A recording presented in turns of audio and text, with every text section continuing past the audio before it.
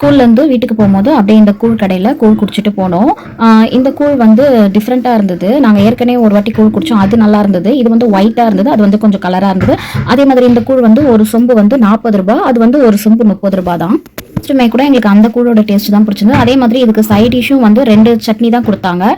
ஒன்று வந்து தேங்காய் சட்னி, இன்னொன்று வந்து புதினா சட்னி. அன்னைக்கு வந்து தக்காளி சட்னி, புதினா சட்னி, அப்புறம் டிஃப்ரெண்ட்டாக ஒரு சட்னி இருந்தது. அது என்ன சட்னினே தெரியல. அது சட்னியும் சூப்பராக இருந்தது. இது சட்னி கூட அவ்வளோவா நல்லாவே இல்லை.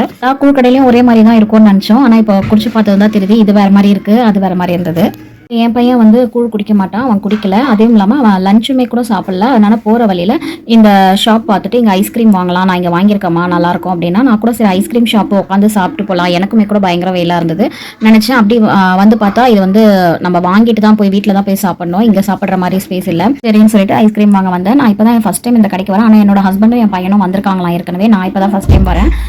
சரி சொல்லிட்டு பார்த்தா நிறையா டிஃப்ரெண்ட்டாக ஐஸ் இருந்தது. நான் இது வரைக்கும் பார்க்காத ஐஸ், நாங்கள் சாப்பிடாத ஐஸ்கிரீம்லாம் இருந்தது. அதனால டிஃப்ரெண்ட்டாக தான் வாங்கினோம். எதுவுமே வாங்கினதே வாங்க வேணாம்ப்பா, டிஃப்ரெண்ட்டாக வாங்கலாம்னு சொல்லிட்டு வாங்கினோம். இந்த கோன் கூட ரெட் வெல்வெட் கோன் தான் வாங்கியிருக்கோம். கோன்லேயே நிறைய ஃப்ளேவர் இருந்தது, எல்லா ஃப்ளேவரும் நாங்கள் சாப்பிட்ருக்கோம். ஆனால் ரெட் வெல்வெட் நான் இது வரைக்கும் பார்த்ததே கிடையாது. இதெல்லாமே கூட சாக்லேட்ஸ் தான், இதெல்லாம் சும்மா ஒரு பீஸ் சாக்லேட்டு, அதனால சாக்லேட்லாம் வாங்கினோம்.